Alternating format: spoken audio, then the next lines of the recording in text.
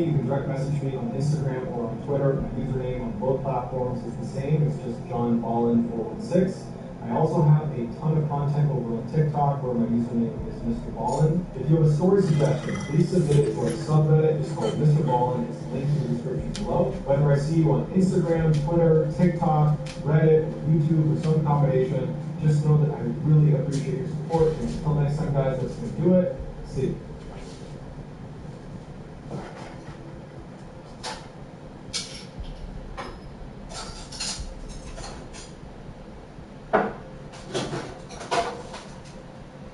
Stick around for the crazy real-life plot twist at the end of today's top video. Before we get into today's stories, if you're a fan of the strange, dark, and spiritless delivered story format, then come to our channel because that's all we do, and we upload Ps4 and 5 times every week. So if that's a huge to you, please click with the like button and tell them they are exactly your type, and then hit them a big phone number. Also, please subscribe to this channel and turn on all notifications so you don't miss any of our weekly uploads. Let's get into today's story.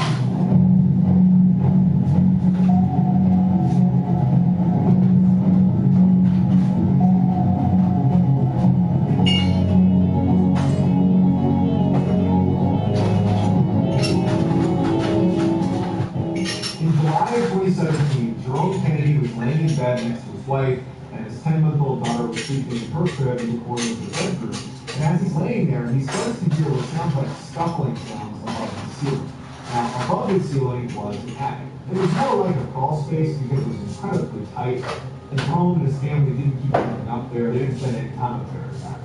And so Jerome's laying here thinking, man, did an animal get up there? I mean, this is a pretty old apartment building. It's certainly possible that squirrel or something could have crawled inside the attic and not just making the sound. But eventually that night, the sound stopped and Jerome went to sleep. The next day, Jerome went up into the crawl space and there was nothing up there. But it's a pretty big space, and again, it's pretty difficult to maneuver around. So he thought, it is still possible that there could be an animal up here. But there wasn't any immediately obvious signs, and so he went back down and hoped it would stop. A couple days go by and he hasn't heard anything in the attic, and then one night he wakes up to the sounds in the attic. When he opens his eyes, there's a vent that sits at the top of the wall right in front of him. It's actually over his daughter's crib. And he could have sworn he saw what looked like a flashlight coming from the attic. Immediately, he gets up and walks over and pulls the vent cover out.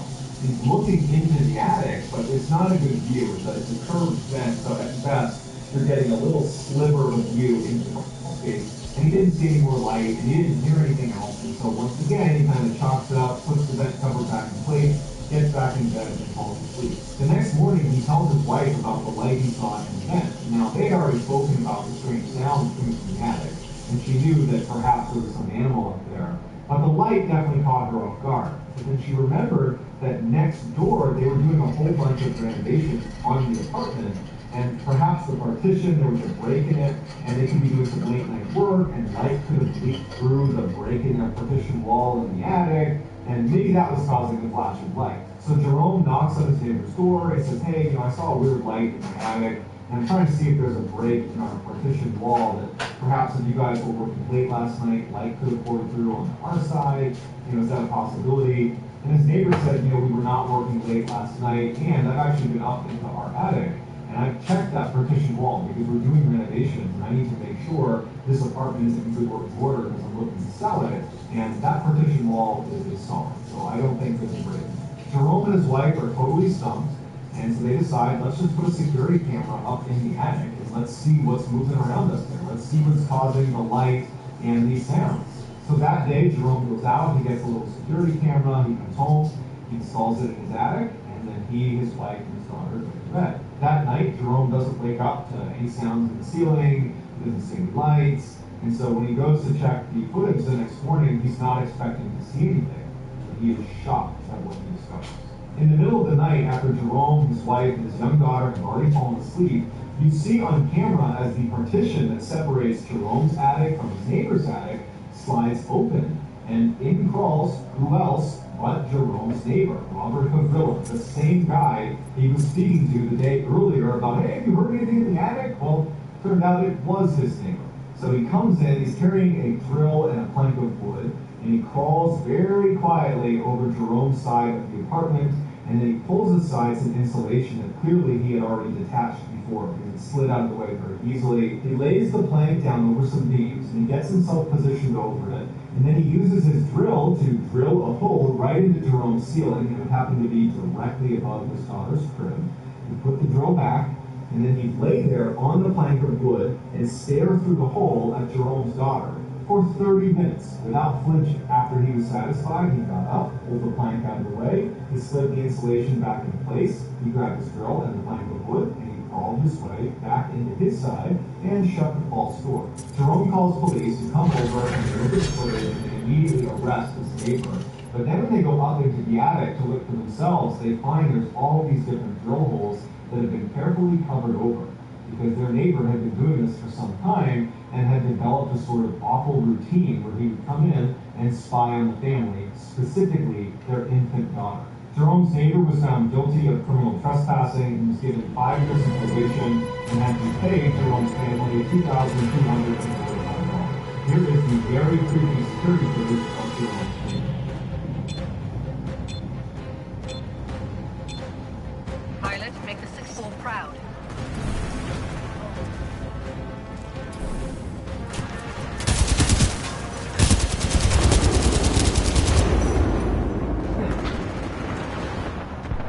Growing up, Colton Howard was a joy to be around. He was always goofing off and making people smile, and he had a really infectious laugh. But secretly, he was depressed and began self-medicating. By the time he was 18, he was a full-fledged drug addict, and by the time he was 25, he was born on the life sentence for living in unwholesome. Colton's actions had a profound impact on his family, but none more so than on his twin sister, Kayla. She had known about his pain even when he put on his clothes, after his poverty was growing, and she was vouching him and tried to help him, but she could never get rid of him, and when he was ultimately convicted, it was crushing him. How much he couldn't help him really helping. But instead of just feeling bad about this, she took her sadness about her brother and watching him spiral, and turned that into a laser focus on helping people who were struggling with addiction and depression, to try to help them social work from the United States. But despite Taylor's best intentions to want to help as many people as she could, she found it very difficult to find work in the field, and it wasn't uncommon for her to have fairly long stretches in the it was during one of those long stretches in 2014 that Taylor's life rapidly fell apart, and left everybody who knew her thinking, what just happened? On September 26, 2014, a little after she reported that there was this huge, brutal fight taking place in her condo's clubhouse. Basically, it's a restaurant where you could rent it out on the first floor of the condo complex. She said it was getting out of hand, and please can you come over here to stop it before something got hurt. The police asked her, reinforcements on your 6! And Taylor said, yes, come.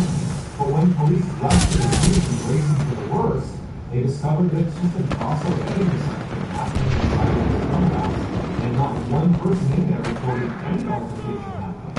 They were like, well, we need pretty quiet. I don't know where she was at. One guest would tell police that they had lit off a single firecracker, but they showed them what they had used, and they were little tiny cheap things that made almost nothing. So it is possible that Taylor could have been taken out of the gunshot, but because she hired him. Police leave, and then 1 hour later, Taylor calls 911 again. She immediately hangs up as soon as the operator starts to the phone. And the operator calls the number back, but she's not really speaking. She's mumbling, and the operator said, hey, you tried to call 911 a minute ago, you said you said you tell me where you are, and Taylor had a really hard time and she's mumbling, at some point she says, my roommate thinks I'm delusional and paranoid, I'm not. Caitlin eventually kind of calmed down and said she was sorry for calling 911, and the operator said, okay, and they hung up, and that was the end of the call. The next morning, Caitlin calls 911 for the third time. This time, while she was calling the operator, she periodically had these 2 people that were apparently robbing her apartment. Get the F out of here, get out of my apartment, you can't be here. And the operator is trying to get more information on Caitlin. Caitlin is very depressed and barely communicates with the operator.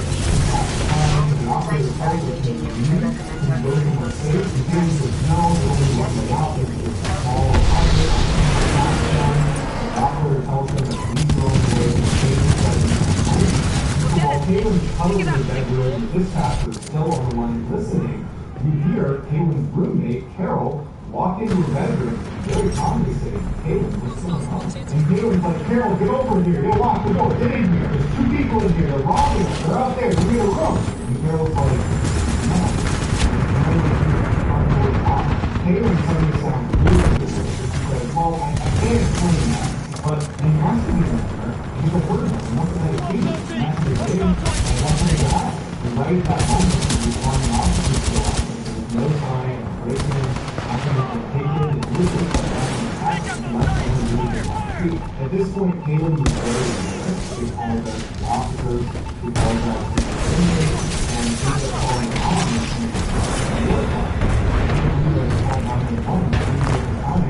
and nothing came of any of these calls. And I feel so embarrassed.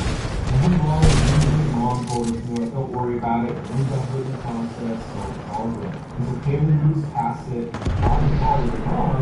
People talking about what she can do that day because, well, I'm looking at this different way and submitted to a couple different job openings. And I also want to do that. Almost ready. Everything seems normal. But at about 5:45 p.m. at night, Kaylin, along with the other Phyllis, good to have you on the sixth floor, pilot. was seen exiting the condo and walking out the parking lot and after the morning. Kaylin was completely tank top and shorts, right back in the cold.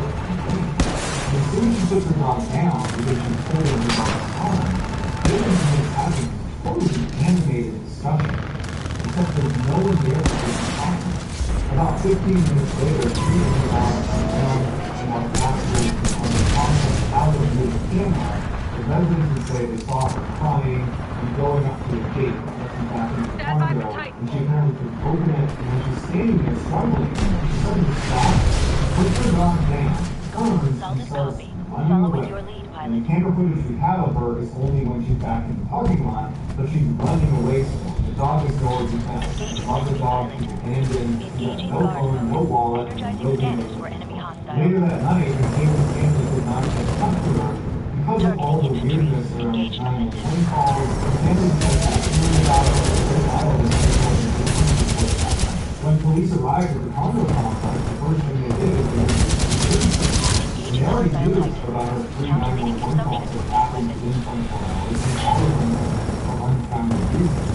And they see Kaylin on camera, barefoot and tank top, shorts, and lane, and she's having this animated discussion with nobody before running around and running away. And so police go to Kaylin's family and they say, there's a problem, there's and the family calls the police, no, that's not part of it. Explain what happened with Colton and how that had a tremendous impact on her, and how that it actually is central, of course, to help people with mental illness who were fighting against addiction or depression. And they explained that she was really well adjusted and didn't seem okay until these 911 calls started, and that's it. So the two things is on and the two only allowed them to hire a investigator to help them get clear.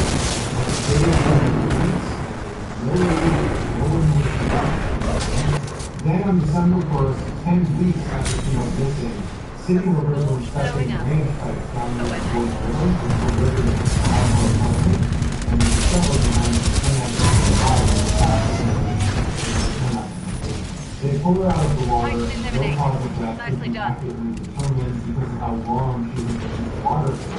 It looks like she'd been in there for probably all of the 10 weeks she'd been missing. They were able to determine that there were no drugs in her system and there was no water in her lungs, which meant she didn't drown. Her body was found 5 miles from where her apartment was, and so initial speculation was she must have gotten hurt and fallen into the river and drifted 5 miles downstream.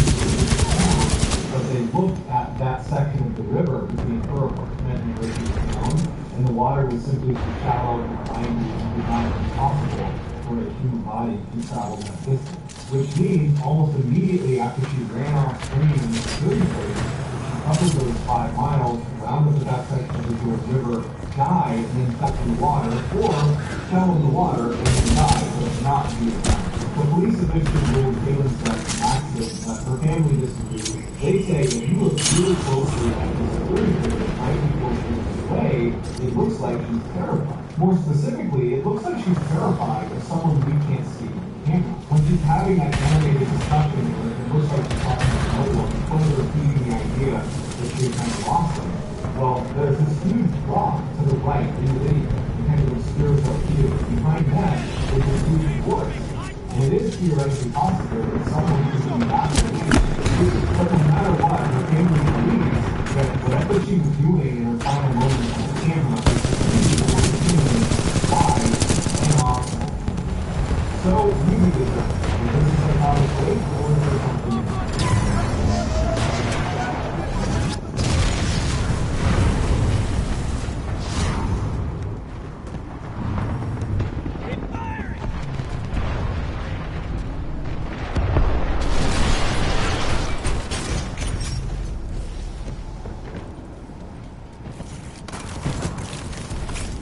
On June 20, 2018, 15-year-old Lysandra was on summer break from school. She and his mother lived in a small apartment in the Bronx, which is in New York City, and this particular night, he came in and video games with his mom. Just after 10 p.m., Jimmy gets a text message from his friend Jason Velez, who lived about 2 blocks over, and Jason was asking Junior if he wanted to come over and get some music. Junior was getting bored of the video game anyways, he said, sure, I'll come meet you, and I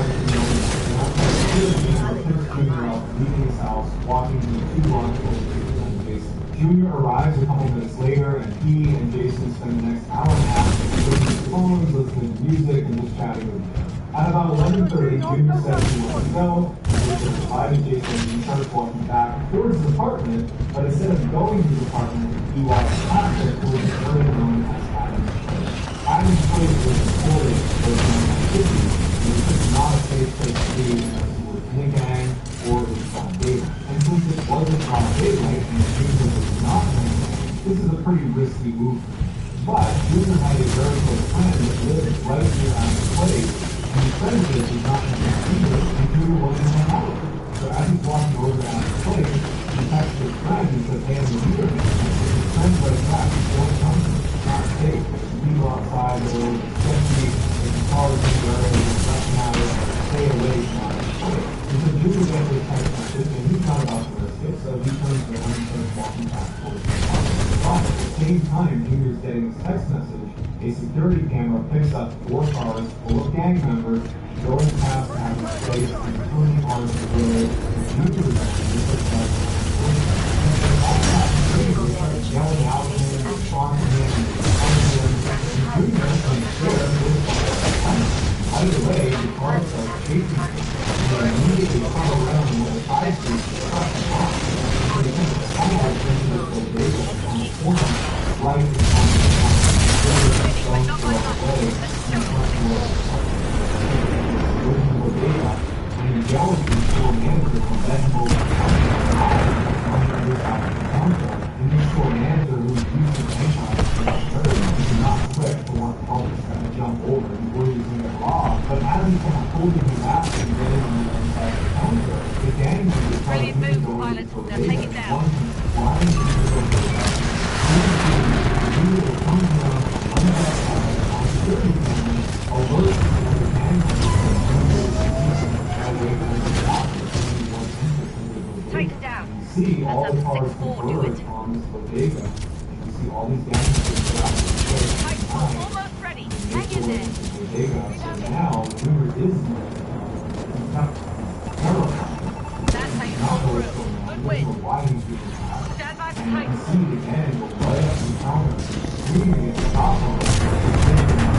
And the shop owner is actually doing a pretty good job of saying, get out. I mean, I'm just going to leave him alone, get out. But at some point, one of the more selective members reaches across, grabs Junior, and starts pulling them, and they all pile on and start beating on Junior. They beat him to the ground. They pull him painstakingly out of the store. Junior is grasping everything he can. One person grabs everything he can. He does not want to go outside. So they then yank him into the street, and they just keep stabbing and stabbing and stabbing. After a flurry of attacks, the gang members all run away and get the cars inside the way, and Junior stands up and goes to Dave, and he runs back to the they had long meetings recently. He was yelling for help me, and everyone telling him to get out of the store. No one wants to help him. He was back out onto the road and screaming, someone call 911. And no one's listening to him. People are scolding him. And with what little strength he had left, he just starts running towards St. Barnabas Hospital, which is about a block away. And he makes it all the way to the front of the hospital and then collapses.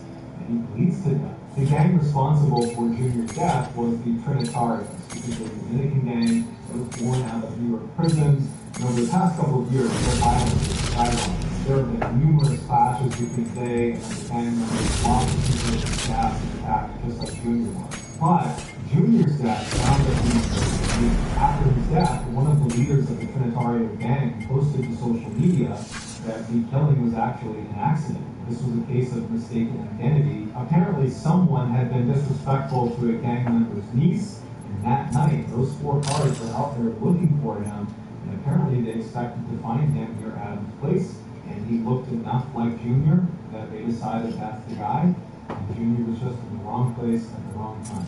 The gang would apologize to Junior's family on social media and said they kicked the killers out of the gang.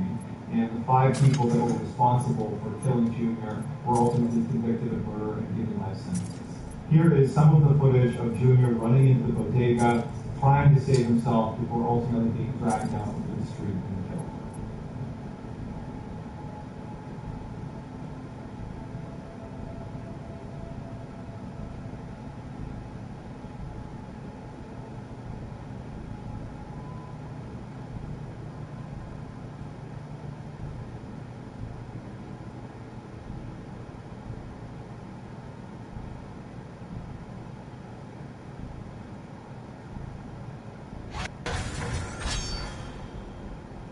So that's going to do it, guys. Let me know what you thought of these 3 stories, and I will pin the best comment at the top of the comment section. If you enjoyed today's stories and haven't done this already, please flirt with the like button and tell them they are exactly your type, but then give them a fake number. Also, please subscribe to this channel and turn on all notifications so you don't miss any of our latest videos. If you want to get in touch with me, you can direct message me on Instagram and Twitter. I'm using both platforms for the same. It's Titanfall and 416. I also have a ton of content over on TikTok and story suggestions, please submit it on subreddit, it's called Breaking On, it's linked in the description below. So whether I see you on Instagram, Twitter, TikTok, Reddit, YouTube, some combination, just know that I really appreciate your support, and until next time, that's going to do it.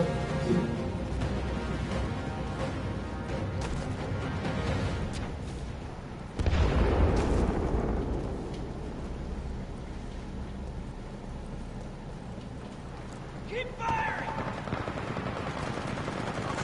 Before we take today's video, just watch the upload. It's called Turn Around, watch it start to go, and see the ending. And if you see the ending, it's so clear you know what we have to going on. We've created these big video stories, and you're a fan of the strange, dark, and mysterious, the story format. Come to the right channel because that's all we do, and we upload 3, 4, and 5 times every week. So if that's of interest to you, please offer to spot the like button on the next set of requests, and then as soon as you walk away. Also, please subscribe to the channel and turn on all notifications. Alright, let's get into the story.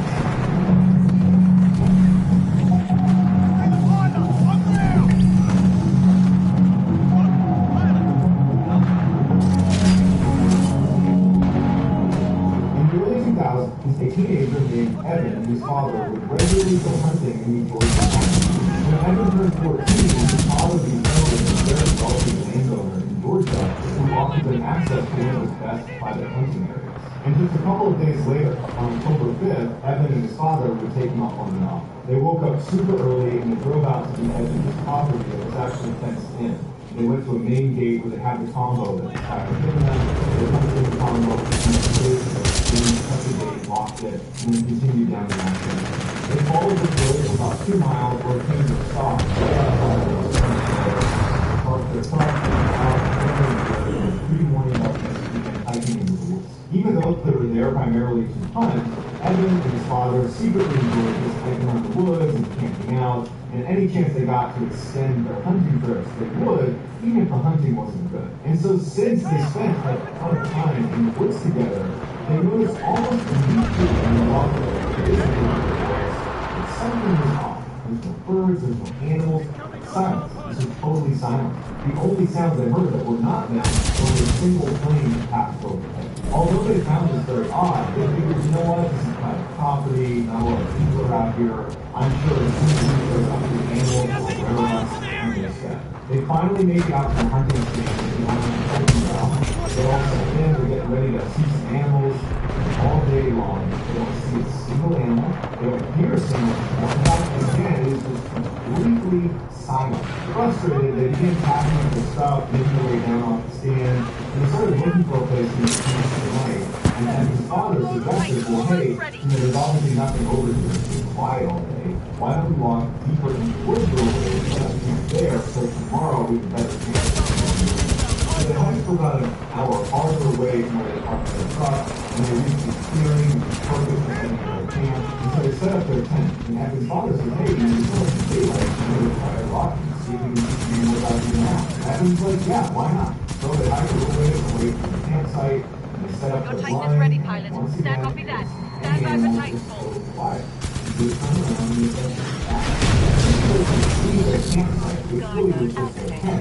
They noticed that their tent was not and Evan's father heard something and said, oh, it must be the wind. Evan said, no, it's not. Because all they did was comment on how quiet it is and how the fact that there's no weather, no wind, no anything is heightening the fact that it's completely silent. So it's not happening. So Evan's father is like, well, when you set the tent up, did you not put the posts in the woods? Did you not put it properly? And Evan's like, no, I think that 10,000 times. They walk into their campsite and they look down at their tent and then the two rods that go in an X over the top of the tent, which thread through 9 grooves and anchor at 4 different points in the base of the tent. Well, they have been removed from the 4 points. Let's And show you them know what how the a 6-4 tent can do. works. It works on tension. And once you have a hot anchor, Great takedown. it doesn't just pop out. It's anchored at 2 sides. That is difficult to remove each anchor. Once one is out, the other comes out. But basically, the rod would be straight in order to come out on the anchor point, or someone has to come over and move it. And they can do it. What the research is, either they failed to set up their tent because they had pretty clear memories of setting it up and double checking it, or someone came over there and walked it on and undid the 4 points. They decided, you know what, this can't be some over here. This was the only one who could make though, by the property, and no one could get here. And why would they do that if they came to a campsite? Why would they bring this out of the campsite? So it had to be us. We must have not made the tent. And while they didn't really believe that they had not made their tent, they convinced themselves that that's what happened. Because the alternative was just choosing off and terrifying them. So they built their tent and they make a little fire and they stay up for a little while chatting before being tired and saying, okay, let's just go to bed. They extinguish the fire, they get in the tent, and they go home. A couple hours later, Evan wakes up suddenly. He's not sure he's dreaming. But Casey hears someone laughing a couple hundred meters behind the tent off in the woods. Evan instinctively turns to make sure his dad is home protected, and he is. And Evan starts listening really intently to what's happening outside. And all he can hear is silence. Just things like silence. And laughter, and they start to stand up, and the world comes back. A little while later, he wakes up and this time, his dad is already awake and looking around. Copy that. Stand by for Titanfall. What's going on? His dad goes,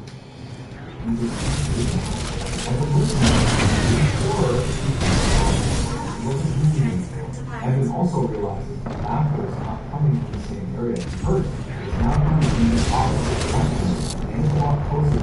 Evan very quietly and carefully explains to his dad that he actually heard this laughter a couple hours earlier. And his father comes under himself and told him to not ask his own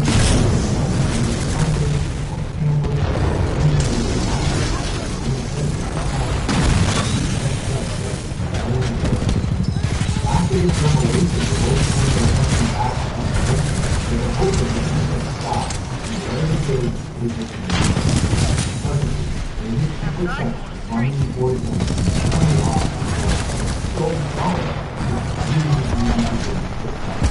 whatever this is charging for it. Stop. At this point, Evan is now grabbing on his father. Evan's father is holding on his rifle and getting ready to open the tent to confront whatever's out there. And right before he grabs the zipper, this person, whatever it is, starts laughing again. And it's practically right on top of them. It's so loud. They can hear it clear as day, right there, right outside their tent. And Evan's father grabs the zipper. Since he begins moving it, the sound the zipper made causes the laughter to stop. They don't hear footsteps. They know probably something drops. The laugh stops.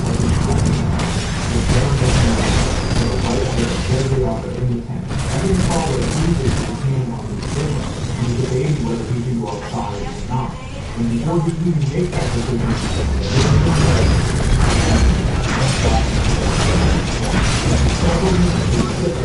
total time, praying that the Jesus is going to do it. After several days, we go back.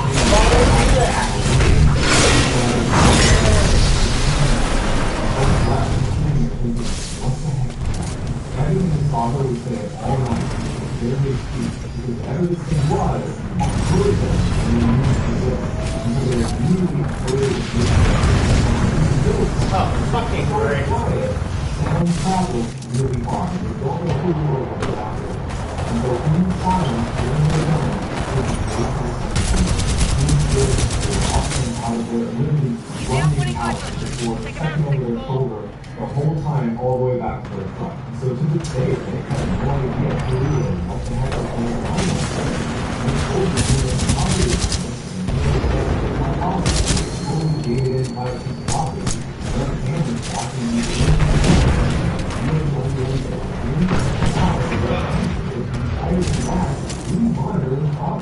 nobody else was in there. In the summer of 2013, a young woman was they decided to accuse them of one of the favorite campgrounds in Sierra Nevada. Caitlin loved going camping with her father because he was this totally accomplished outdoorsman and he used to be a building side and a floor, and so he was always felt like he was in great hands. And she kind of found a little outdoors. When they arrived at the campground, the parking lot was packed with cars. And they're like, here's the issue called ahead a couple weeks ago. I love being high on. But they went to the back and they were unavailable. We're just wondering if they're isolated to your best. Far away from the bathhouse, far away from the swimming, far away from the parking lot. It's just really inconvenient. Whenever they can see it, there's like a one site they didn't want to do. But ever since we did this, we're happy to get out of it. Shit, fuck! Once they got there, they didn't know better than their respective tents, because they were not going to be staying in the same tent. They each had very small backpacks, which was so small that you could either zip it up all the way, say one word and take a seat in the ball, or you could undo it in front of the tent, and when you lay down, you could stand there like, oh, they cut, and like to proceed in front of the tent. You want to do that, and if you want to let us in, you're comfortable, and like open up the door. After they set up their tent, and their food is set up, and all their stuff in the way they want it, they go out hunting for it. There's a hat, there's a plastic, all of these, nothing is good for personal death.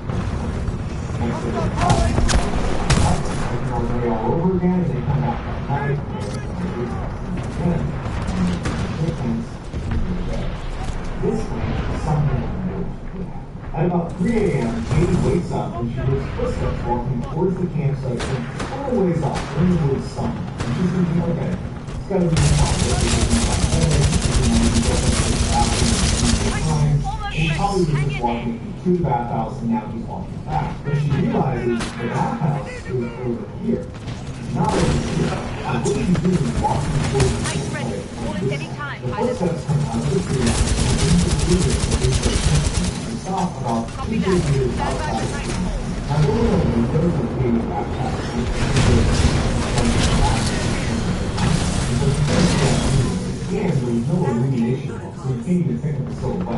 There's a total darkness out there. She can't see who's out there. She can only hear. But she's thinking, okay, maybe my dad got lost. He's in the class. He lost his life. Or, he could decide to leave selfless in the free run, even though he's not going to do that. These guys, they go to the back. Come on, let's leave them in the dust. These scenarios where she's convincing her, oh, that's just my dad. But what she really wants to do is that person walk away from her and get into her father's temple. Yeah, or her mind, like that, her father. Because these witnesses, they don't do that confirmation. Here's the first step to them, but instead of walking along the tent to her father's tent, this person walks right after the tent. They're really been leaving over for the time. They're leaving right? Well, the difference is realized last time. And as she's having this terrible revelation,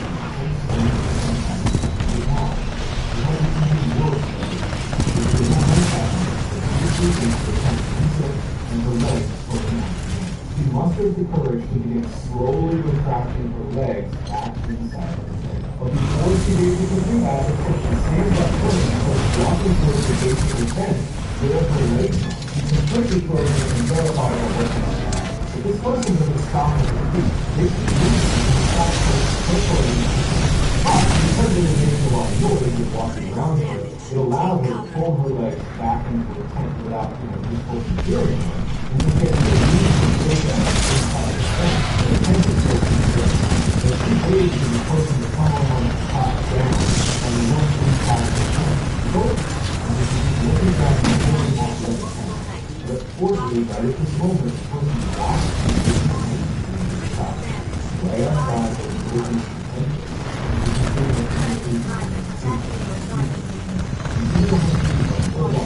Barely was, but she's on. Great work.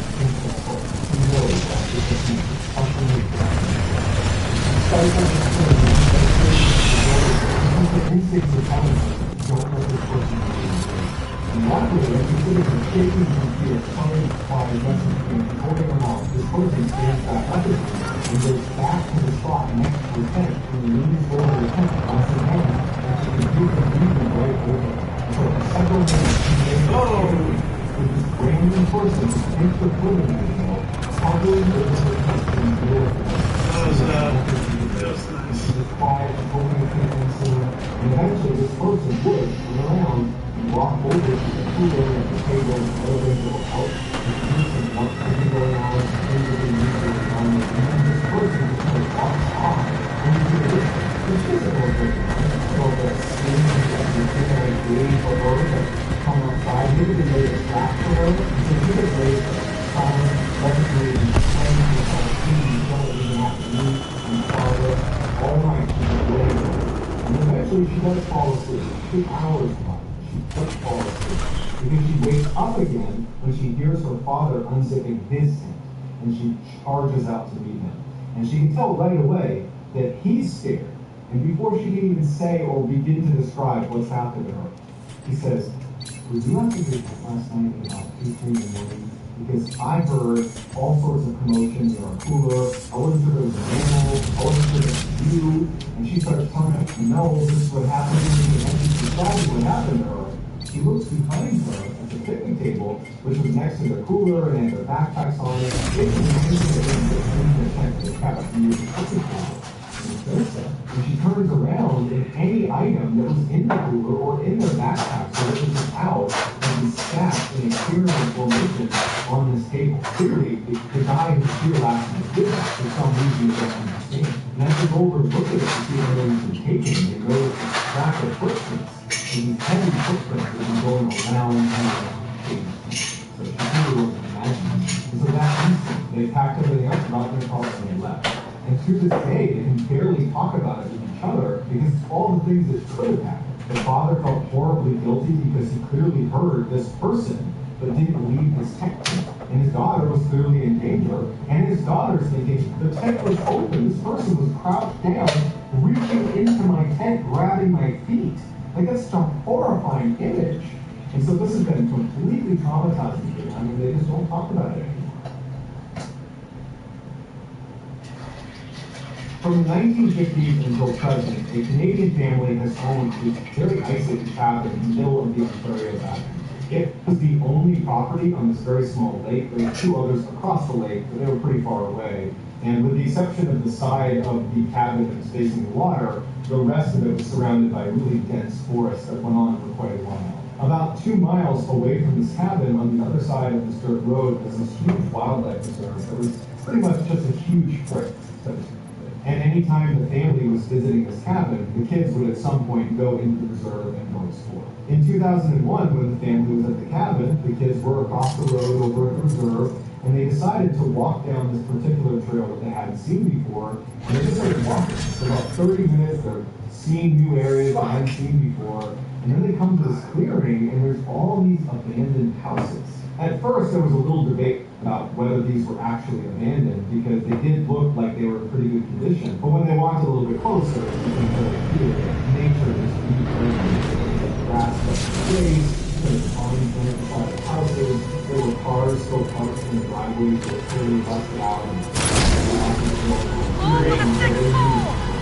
They walked up to the first house they saw, and they looked in, and they couldn't believe what they were looking at. It was like whoever lived here had left. Pilot, make the system proud. In fact, their dining room table still had plates and cups and forks and knives, like they had just had dinner and they saw it and left. They started talking about going in there and looking at but they started wondering, like, is this a museum? Is that why everything is in such good repair? You know, should we not place the houses? And we started looking around for any indication that definitely not museum, and off the street from the house they were at was totally disgusting. Over there, and we were into the little window, and really you could see that it's totally stagnant. And the first floor is luckily secret, and the floors and huge scattered underneath. And so for them, this is not for me. This is no museum. These are abandoned. We can totally overcome. And so for the next couple of hours, the kids were all the houses that had structured sound and don't have glass on them. And this is fascinating. There's all these structures left behind. It's really fascinating. They didn't think anything. They didn't help them very little. And after a while, they decided they'd seen enough, and they turned around and headed back to their house. After they got back, they told their parents about what they found, and obviously, they went back over to the abandoned house. The first house they showed them was a really decrepit-looking one, where the ceiling was sagging, and there was women's shoes and clothes all over the ground. To show him for sure, these are abandoned. Because he had to get out of the first city. So they look at that house, and then they went back to the very first house they saw when they walked into the house. The one that was breaking the wood and the dining table. So they go inside and go upstairs, and you find this bedroom that, like anything else in the house, is totally in there. There's a picture on the wall, there's furniture, there's even little sheets made on the bed, in the pillow, there's got bedding, and whoever was the back, and at the foot of the bed is this beautiful fur coat. And the father walked over to this. Yeah, right, that was sucks. Oh, I want to take this for our family. But before he took it, he had a hesitation. This is really amazing. You know, if someone had been here, they would have seen footprints all over the house because they're going all over the town. And they can really be careful. He's like, no, this is just a weird situation. It's definitely a business. So he picks up his jacket and says, I need to come on. And so we're and father and kids explore the rest of the house. When we go outside, they realize every time they get back. And so they turn around and they start walking away from these houses towards the cabin. When they get about 50 or 60 meters away, one of the kids said, because of the walk. And so he turns around, shocked, and he sees there's an old woman standing in the bedroom that they had just put her coat on. She's got a loose bun on the top of her head, she's got a blue shawl on her shoulders, over a clean blouse, which is wearing. When the kids saw this one, they lost their back, and the rest of them turned around too, and saw this woman, and he was this wolf full of women, who stole a poor woman who lived in this abandoned house. And so right away, he told the kids, right back to the house, I don't give this jacket back. In fact, the guy is like, I'm so sorry, I shouldn't have taken it, sorry. And they're walking back towards the property, the woman in the window, and he's like, and walks back into the house. So as they're walking over to the house, they're assuming she's going to come downstairs to the back of the kitchen. And so they're right from the front door, and the father is yelling out, I'm sorry, Titan is standing by. Orders when ready. Copy that. Stand by for Titanfall.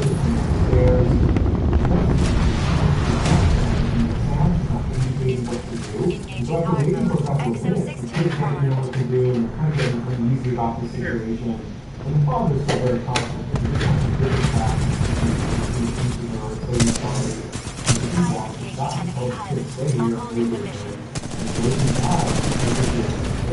And all of a sudden, he's off the street and such a house that he's fixed to the ceiling. They hear one of the second floor windows come slamming down. And at the same time, the dad comes charging downstairs, no jacket with him. He's saying, go, go, go. And he gets a switch from the there. We haven't lost yet. Let's show them what Ps4 can do.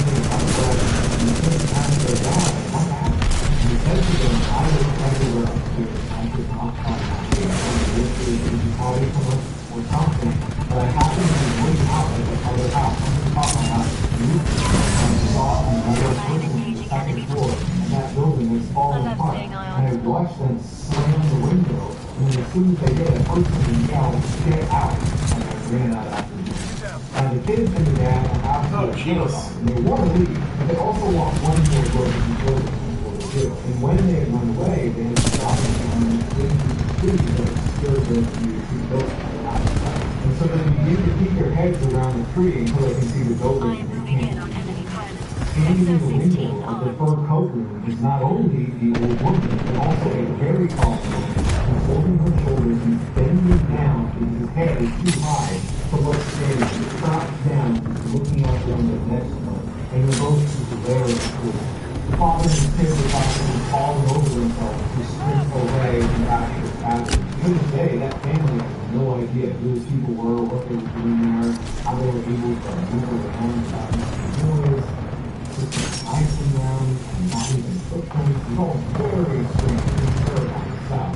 And then the government ended up demolishing these houses almost immediately after they were there, and so they'll never get an answer because they didn't know. So that's what you guys, let me know in the comments of the box of these stories, and I will take the best comments about the comment section. If you enjoyed today's stories and haven't done so, please offer some spots or like button for the next step. And once you start to please walk away. Also, please subscribe to the channel and on all notifications so you don't miss any of our videos. If you want to get in touch with me, you can get messages on Instagram or on Twitter. We use me on both platforms. I also have a ton of content over on TikTok or on YouTube. If you have stories to share, please submit it to our subreddit. Just called Titanfall. Or text me on Twitter, Instagram, TikTok, Reddit, YouTube, or some combination. Just know that I really appreciate your support. Until next time, that's going to do it. See you. Fuck my... What the fuck? What the fuck? The primary prison of virtually every paranormal story Bring it down, pilot.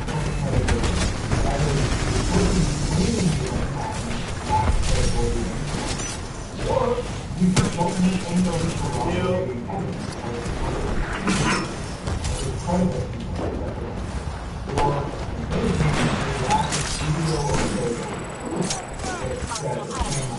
I can fight you. Come on, guys. Let's go.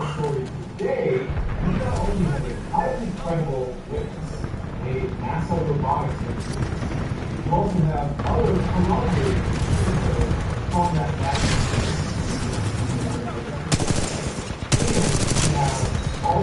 This gun fucking blows.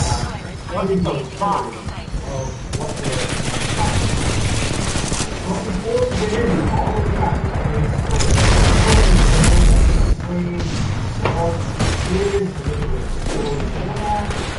That's what my channel is all about.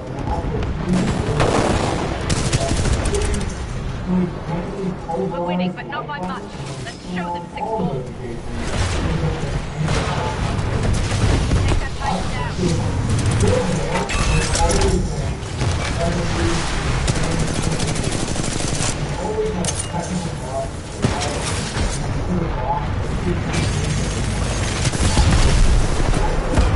Fuck me.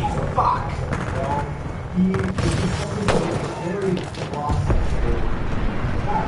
His family and friends, they say All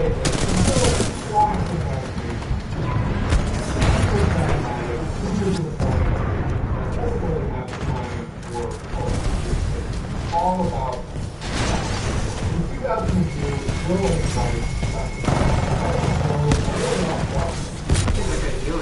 Great takedown of the Titan, pilot.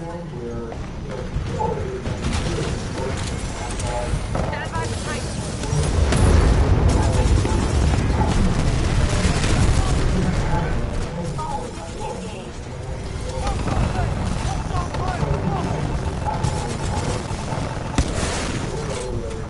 Engaging hard mode. XO-16 on. Oh yeah, right.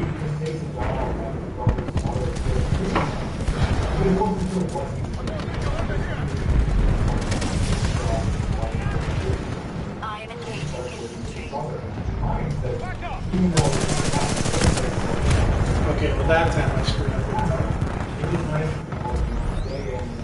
I am engaging enemy pilots.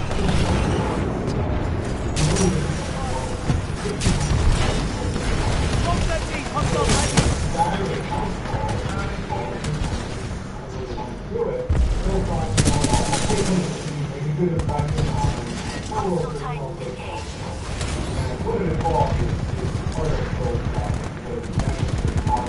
Understood. I am engaging enemy pilots. Guard mode activated. Protocol 3. Targeting to engage enemy tank.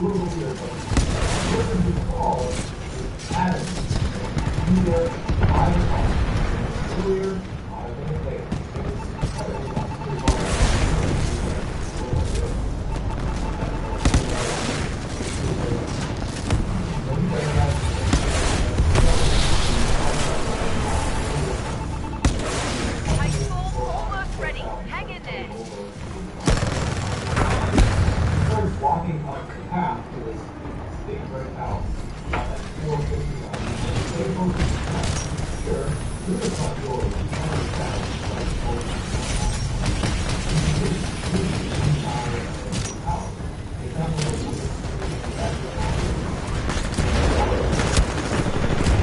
Come on, let's leave them in the dust. walks up the door, and it's open. That is really good.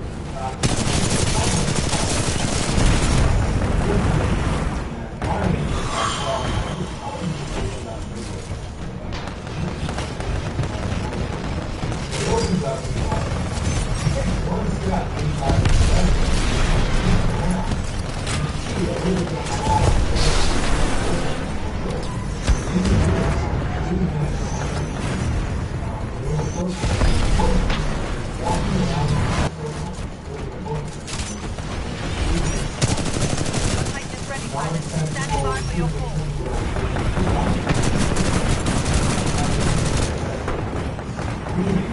Get out of it.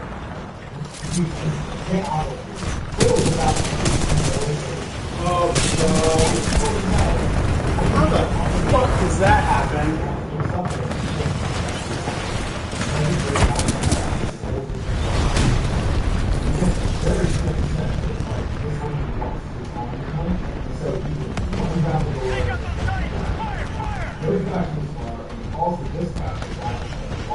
And he's like, oh, thanks for saying how small the lady there is crazy.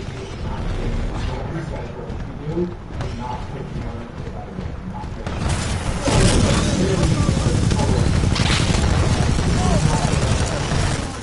Major damage sustained. crazy.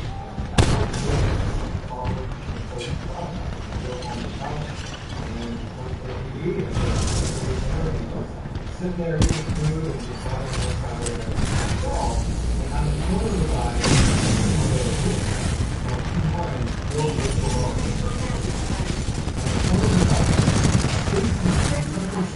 That's how you pull through. Good way. Nice.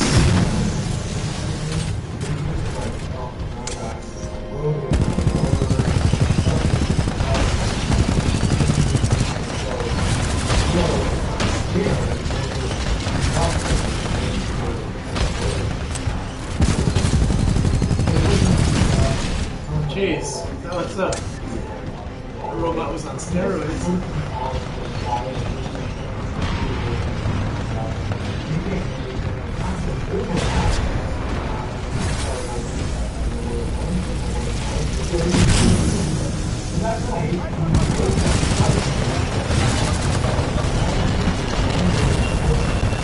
their retreat.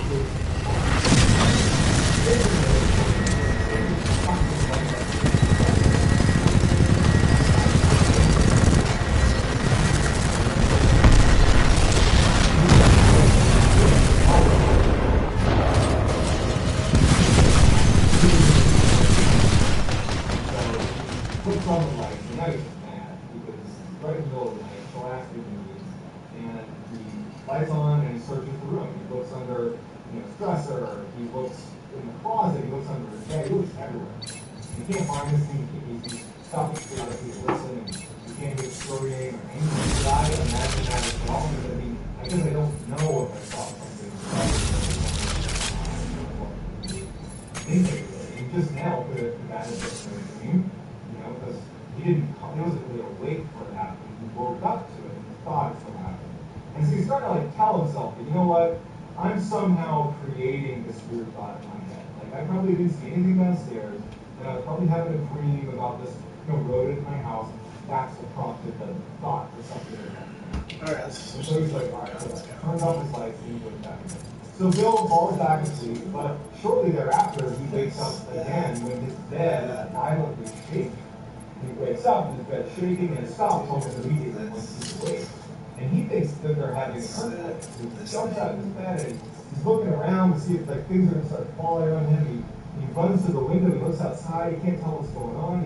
He runs into the other room and he can suddenly tell, because he's in a bit of a panic, that there is no more shaking happening. The shaking's done, the house is totally silent. And he runs back to his bed and he has this thought, could I in my sleep have shaken my bed? And he had one of those huge 4-poster beds, and he can try and move it. And Bill's a big, strong guy. He can barely move his bed. And he has this memory of my bed was literally shaking. And he's like, now there's 3 times that something strange has happened, and I can't make sense of it. And being a very pragmatic person, not one with, as Stanley said, a violent magic, he did not have that. He's like, okay, let's find out if there was an earthquake. So he goes online and he starts researching earthquakes. And he's thinking maybe if the earthquake had just happened, the news would break right next to some headline. What happened? So he's like, okay, what other rational things could have caused my house to shake? Because again, there's no other damage in this house. Something fell, it was just, he felt the shaking and that was it. And so he starts researching, what's in the area, and he finds that there's a military base connected to the airbase right in the house. And he thinks, okay, well, why is that? Take off the all hours.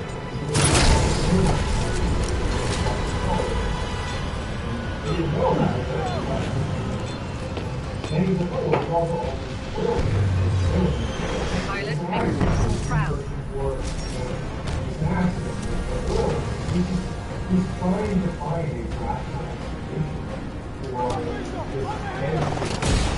He also can't help but feel that what happened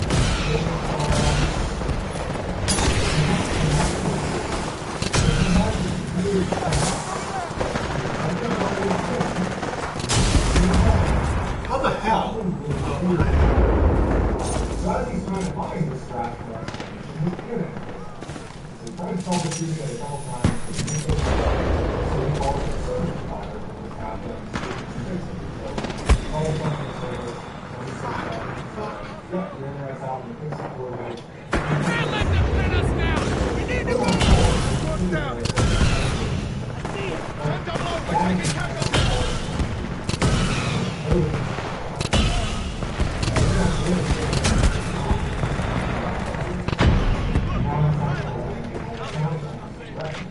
At some point, How in the hell is that guy so lucky? Seriously?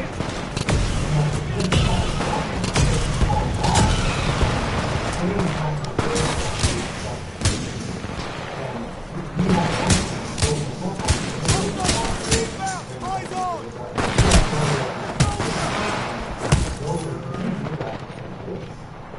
that strange force and bomb. And it comes to the directors, most of the authors out of the script. It's immediately actually and I was actually trying to figure out how it could be possible to use those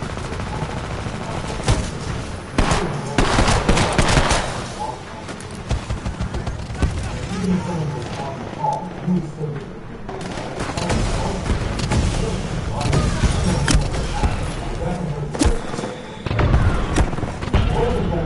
Almost got your plate.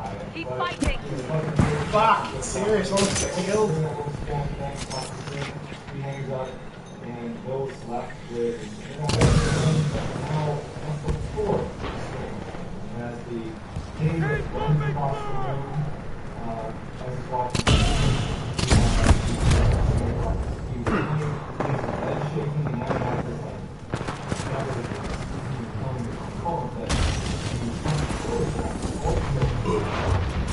he decides that I'm going to just try to get a couple of So Bill gets back in bed, trying to sleep, and he can't stop thinking about the fact that there have been 4 strange and you can think helpless to start to feel a little bit worried that something that he doesn't understand is going on that. And as he's sitting against it, he swears he can hear some sort of sound underneath. He knows it's in his mind. Oh shit. It doesn't matter. In case he hears it, now he's a bit confused. Like a child, he pulls his plate over laying on his bed. Your Titan's ready. Call it in any time. Copy that. Stand by I think for I Titan. shall.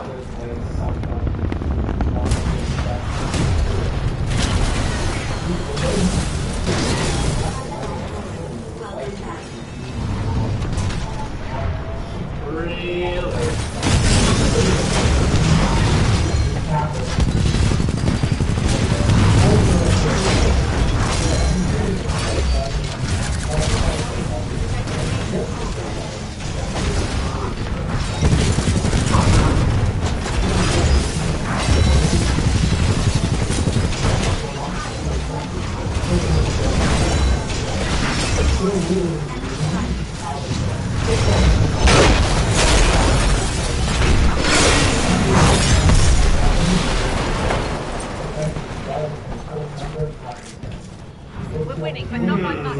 That Let's show didn't do these so hot.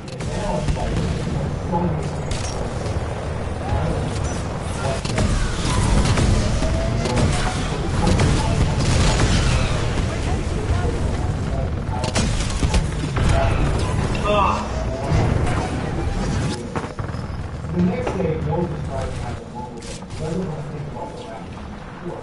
So he works like normal, he thinks about it, it's not about the former NASA or the body. Here, get the fuck over They here, will football. tell you about the paranormal stuff. Come here, what are you doing? He does everything he can. Oh, what a shot. Where you fat fuck? You're welcome.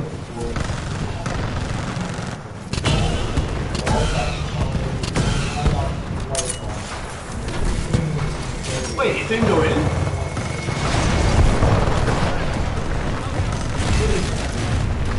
almost ready. Alright. Hang in there.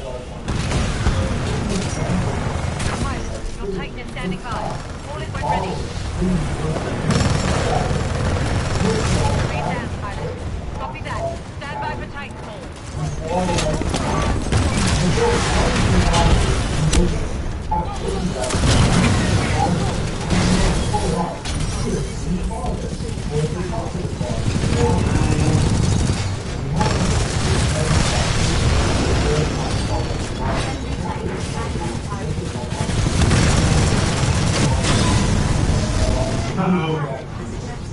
Run! Enemy pilot attacking. We have a hostile pilot coming. Well, he was on board. Landing. Seek cover. Seriously? The only person who Now you're done. Not battery back. Mine.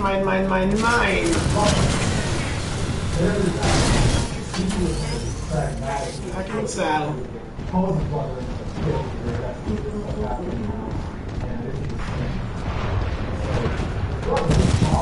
don't want to do this to you, but I have to.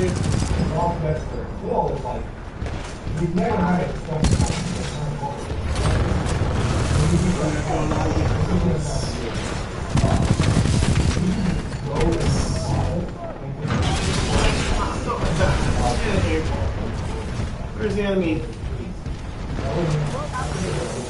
Very nice.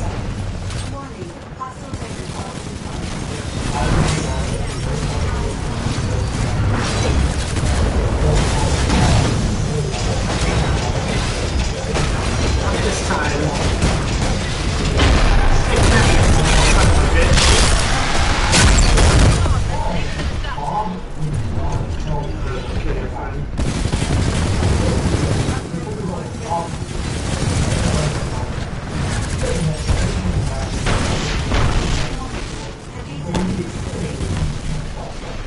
Ooh.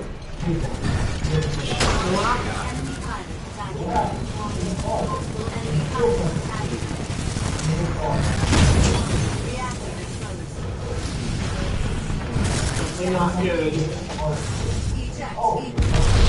Shit, that's what I found.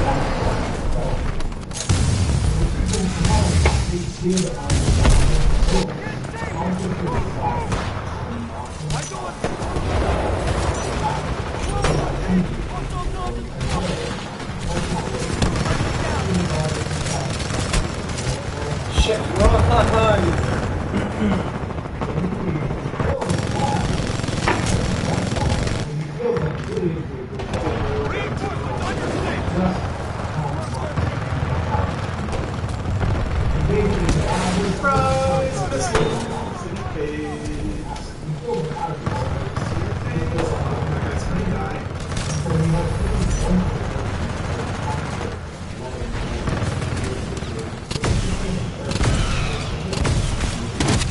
Are you serious? I knew I saw someone over there.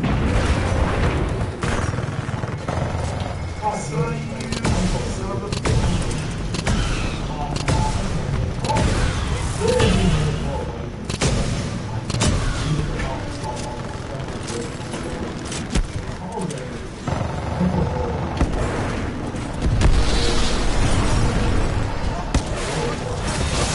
Oh great, let's just take the whole team on. That sounds fantastic. Pilot, your Titan's ready. Call it in any time. Oh man.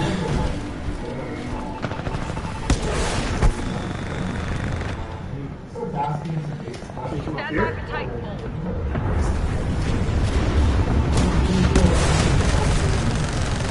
Engaging hard mode. XO16. Oh, come on, man. Kill that guy. Legion down. Brilliant work.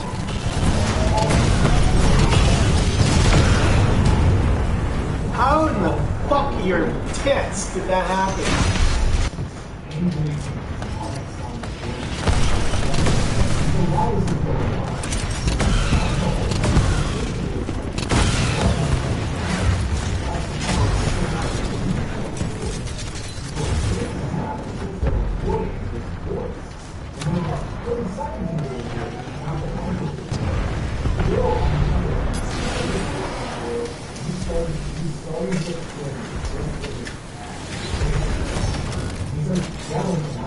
Hang on. Don't listen. Hang on. Hang on the phone. I'll go over Don't here. listen to the voice. Yell at them. Then after We're winning, but not by much. Let's show them 6-4. That. and so, I think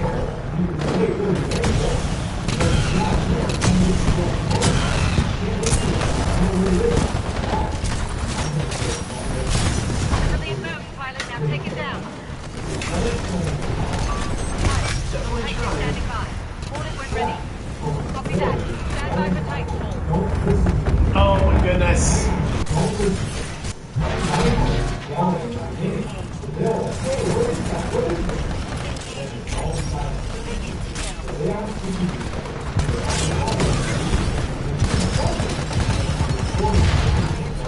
Okay, that's not so bad.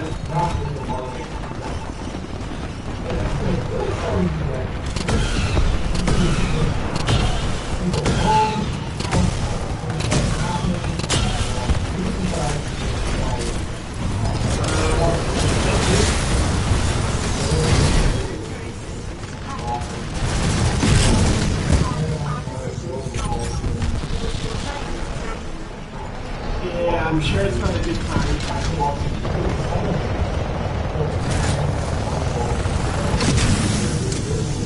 Okay, boost.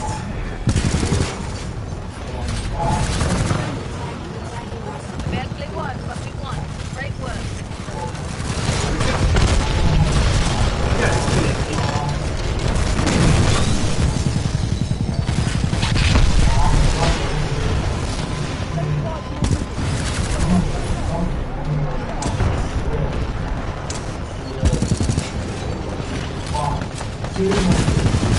Little fucker.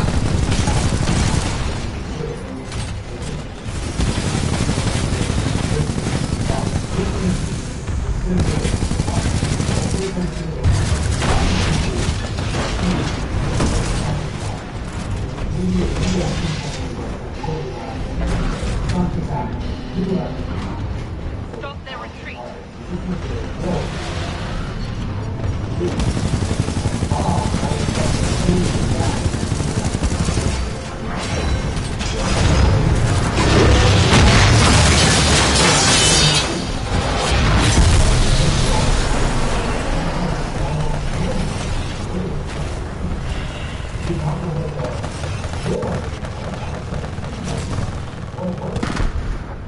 And so Bob, he's now feeling like, I was in that closet, some weird stuff happened that I didn't tell Bill about. Now this, and he's like, okay, Cindy, his wife. Cindy, you sit and see. You do this now.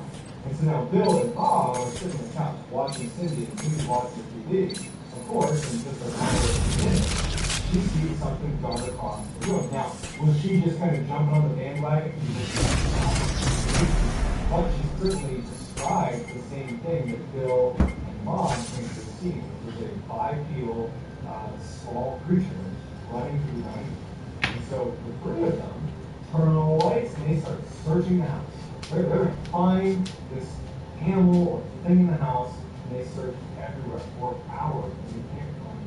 And finally, after it's getting late, Bob and Cindy are like, hey, Bill, I don't know what's happening in your house, so why don't you just come stay with us in the guest room, crash with us tonight, and you can come back in the morning and call animal control or whatever you want to do, but you shouldn't do this. It's weird things happening.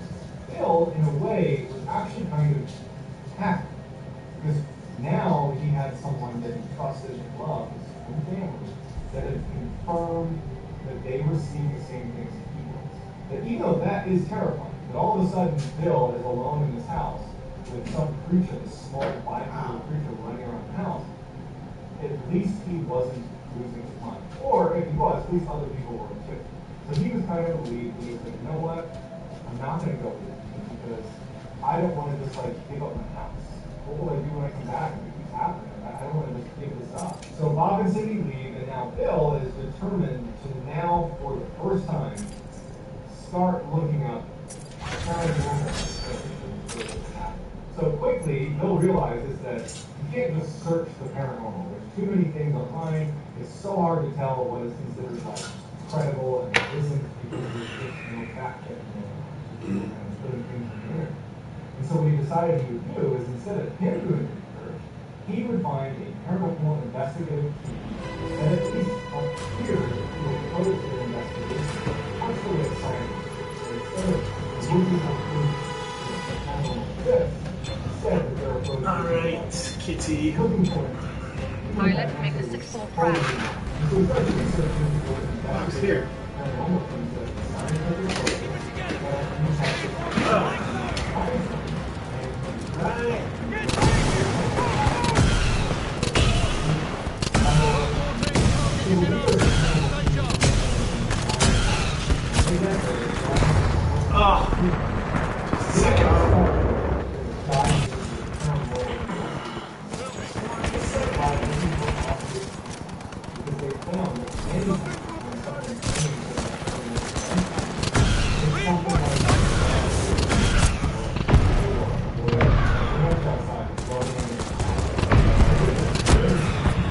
can't. I don't even know where that guy's firing from. They determined that there wasn't anything obvious after they wrapped up. Oh, it's So fine. now it's going to set them up. So what they did is that a couple of cameras both that Dude, no. and they set up these laser beams that basically beam lasers in every You want more? and they place them in his bedroom. So One second. anything walked past, and we Hold your horses. see the beam. I gotta kill some of these people real quick.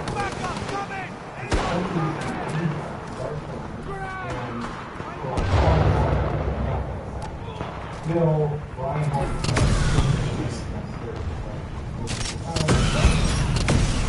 so Brian said, one of the team members go off, they just literally interacted with him. Go in there, kind of like yell, do something, kind of stir it up, so to speak. And then we'll see what happens. So one of the team members goes up to the room and walks in and see on the footage, he jumps on the bed, at some point, I just want to out there. Hey, if you're in here, show yourself. All of a sudden, on camera, you see it. Jumps out of the way, runs out of the room. He's hard. And so watching this,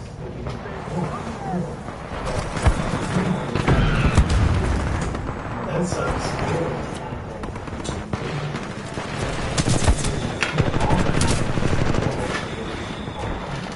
So at first, they're just kind of dumbfounded. Well, how did they miss? It is possible that perhaps the laser rolled off the table. And so what they did is they raised the sound levels inside of the actual video. And they cleaned out.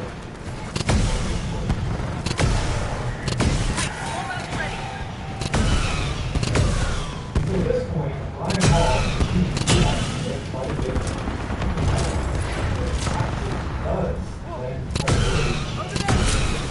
Can't beat the Star Wars gun. Blammo. so as they're packing You're doing great, Ps4. Keep it going.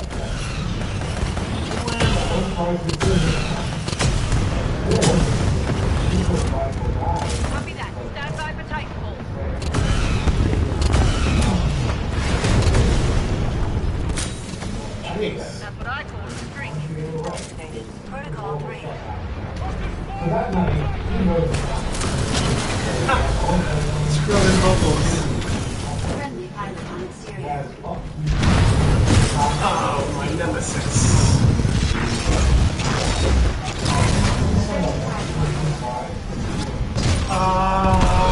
Fuck you, son of a fuck.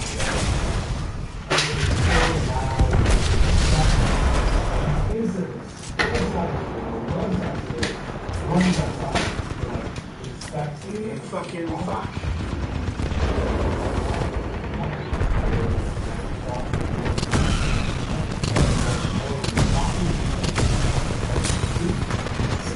Good.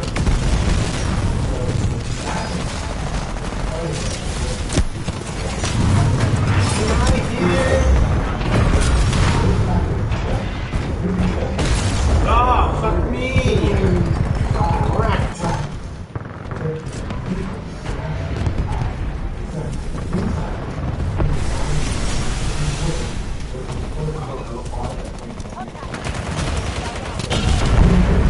That was not good. And he stepped on my gun. Fuck. Fuck, fuck, fuck, fuck, fuck. he hears his car go off. And now he's thinking, this thing. I'm staying here. That was fucked up. Bring it down, pilot. Now, Your Titan's ready. Call it in any time. as he's doing it, Stand by for Titanfall. another one runs up to his radio.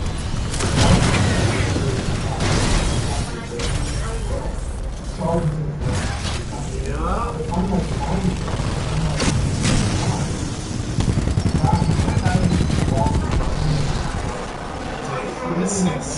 Welcome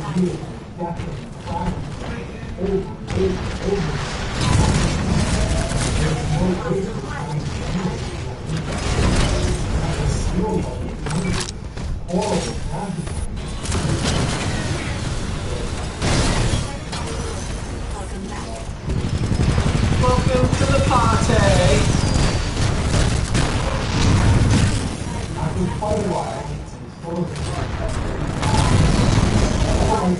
Not this time.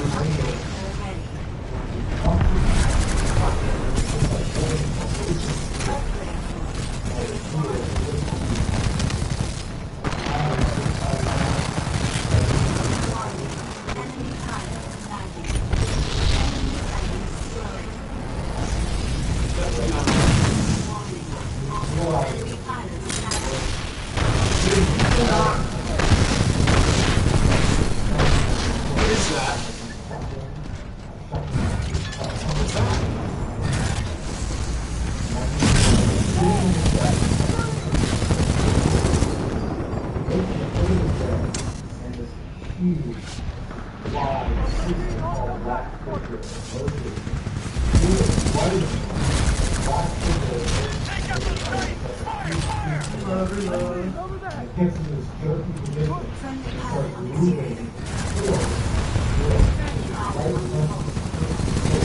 Come on, let's leave them in the dust. We're trying to.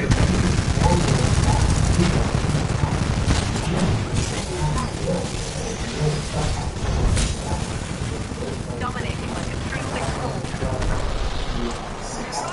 Full Nintendo.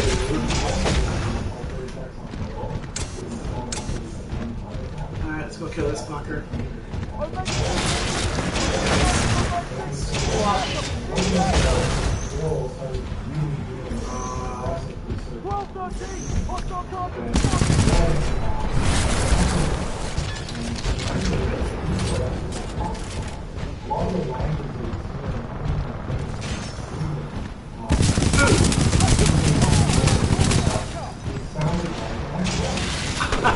That was great.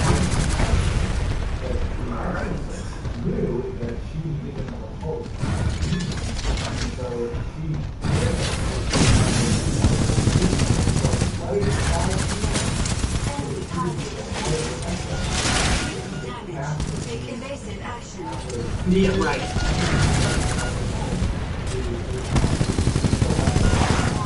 Sustain severe reactor damage.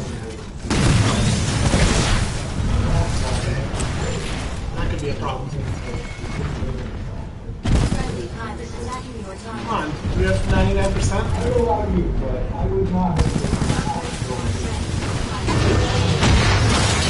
Where's this guy come from?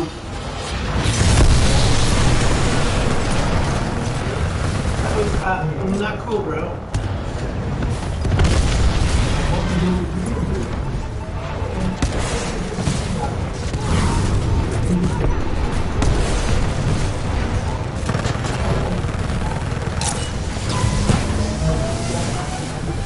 Great.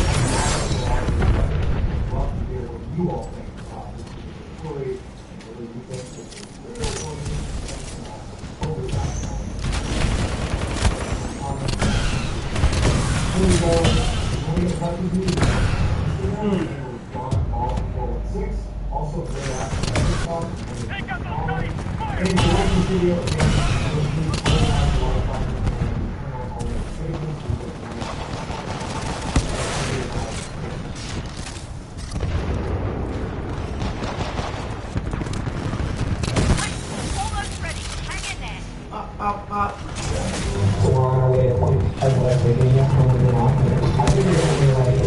Pilot, you'll take this head. Copy that. Stand by for Titanfall.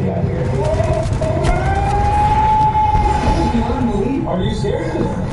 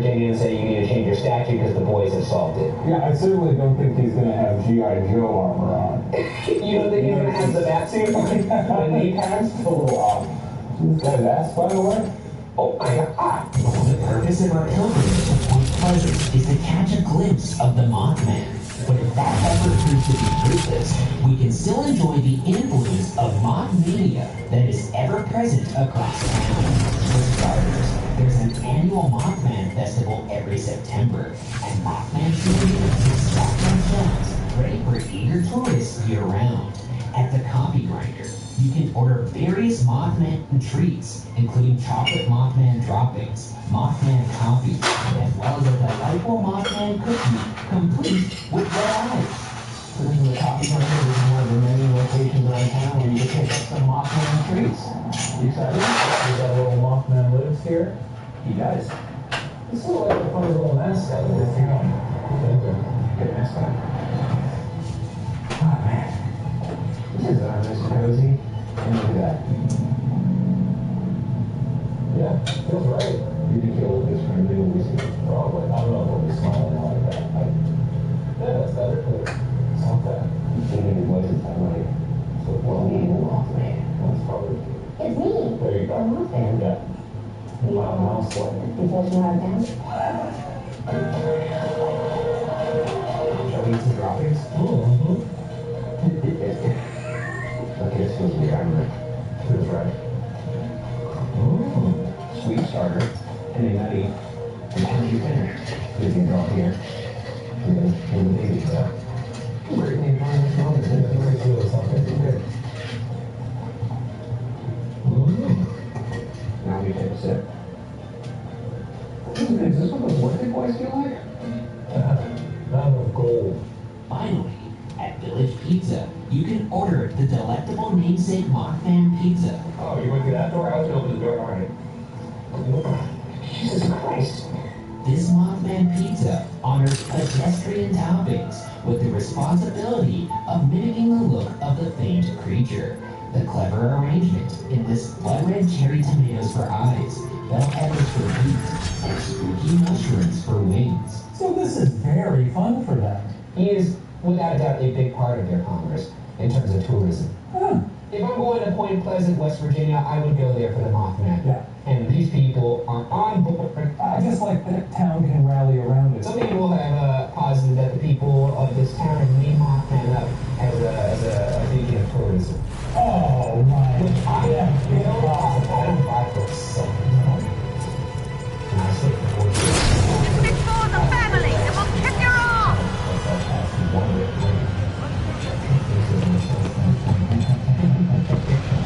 Alright, let's make the citizens proud.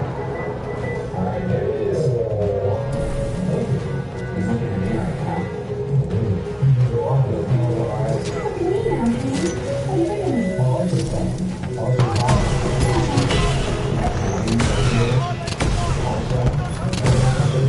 If I saw this in the woods, I wouldn't necessarily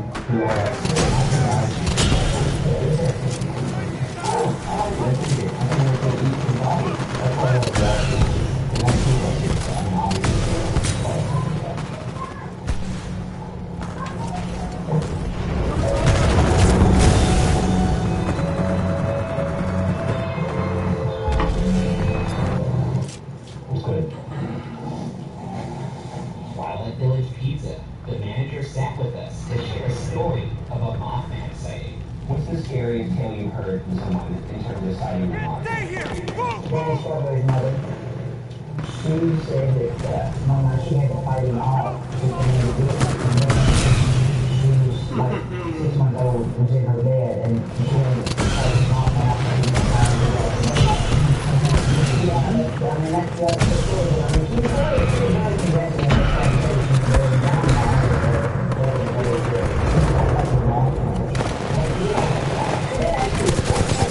She didn't actually fight him, I mean, she wrestled her that's first. Oh, that was educational. Good. Like souvenirs. Very good.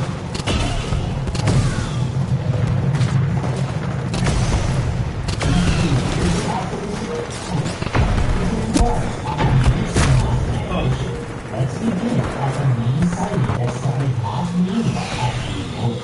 Alright, so this is the Princess Wildlife Management Area. This is the area of the main sighting. looks like they have there. You can see a Mothman.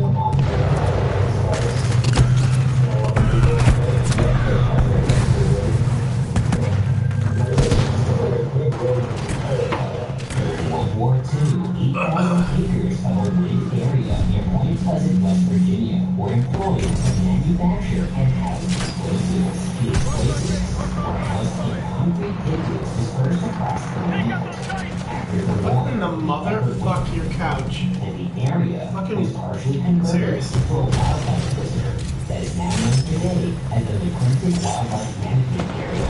In the 80s, it was inhabited by 5 of the explosives contaminated the land. Titanfall And yes, almost to ready. this Hang day, in there. the igloos and some other hazardous materials. Some speculate that this contamination mutated local birds into what would eventually Titan is become standing the by. Mothman. Bring it down, pilot.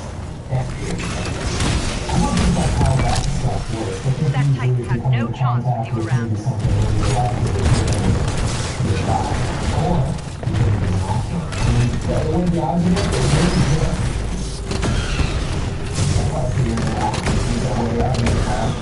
That's what I call a streak. Copy that. Stand by for Titan. Oh, fuck.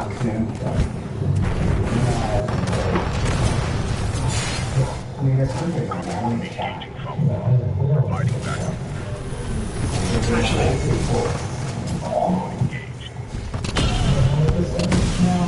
don't have to report them off, and I think people over there have a rock, so I don't think it's necessary. else. Maybe he'll be a lot like Bitcoin. Like, oh, that's all fast.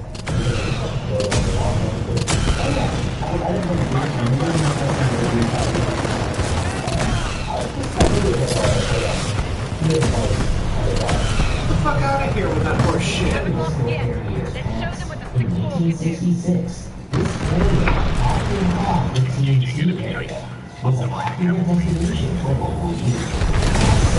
On November 13, 1966, Steve and Mary Moss and Roger and Linda Scarberry were designed to eagerly run through the area.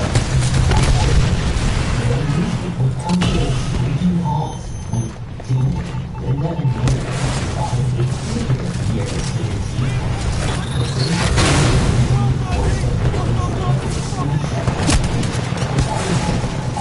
opportunity to observe while they initially thought it looked a lot like a man, it clearly did not have arms or a head.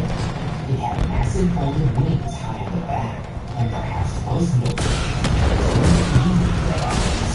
Now let's look up over somewhere around here, maybe in the area. This is where it's all stumbling around. It's all I got hostile! yeah.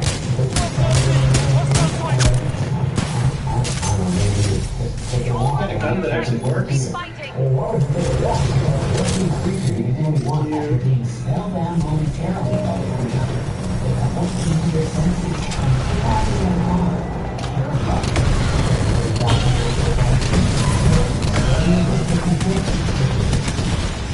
He's out there, probably smoking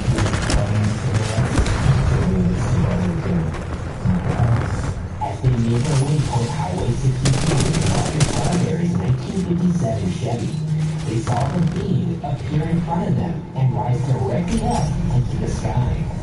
The creature had a gargantuan 10-foot and completely forgot its wings as it chased the car at speeds of up to 100 miles per hour, close and above and behind the vehicle. Plate is ready, pilot. The Standing creature by, made bring it noise down, similar pilot. to a horse, record-cutting at a high speed, or height at a max. I was there for the most air rising sound. This is why they really not lying, because if they were lying, that seems like a weird detail to make up. When he says, it's opening its mouth in the morning. Is this shit fucking serious?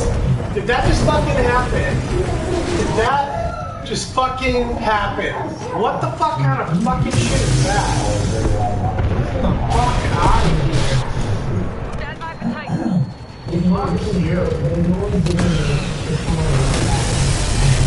Fuck you. Okay, I can get to the exhale. And one thing is so that we can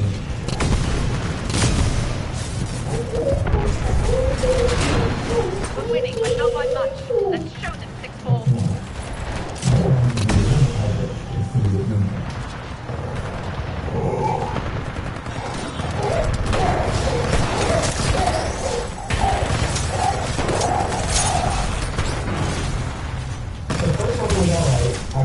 The second one kind of sounded like this one very often. Also, the last one was after it's a really performance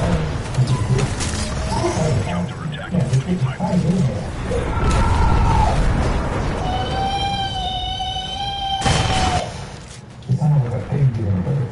I thought mine was rather good. Sound off in the comments. Who's screeched? Sign off, let us know. Fortunately, the creature stopped chasing the couples and disappeared as the couple neared the populated area of town. The Scarberry wanted to report it to the police, but they were concerned that they would not be taken seriously. As a result, in an audacious move, they decided to return to the place of the sighting to confirm what they had seen. To their affirmation and once again saw the creature, this time somewhere around in a dark pasture. This spurred the couples to head straight for the Mason County Courthouse.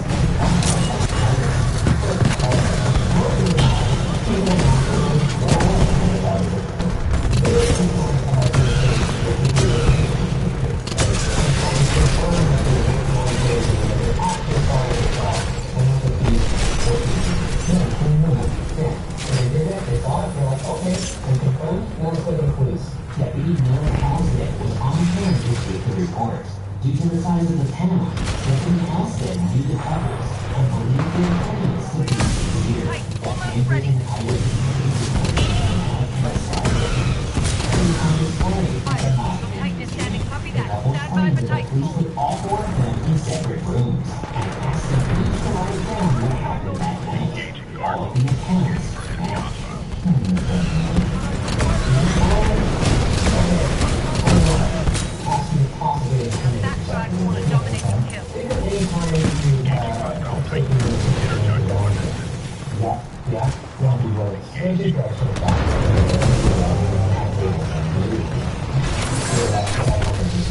Anyway, Like you fireworks. are smoking Good work with, taking that killing your Titan down. buddies. Yeah. And now imagine that you were so active that you imagined a fantastic future.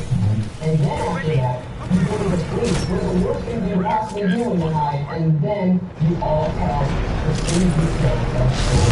The only way that I feel like you can tell something with concrete details and actually love the story is to take that path of humanity.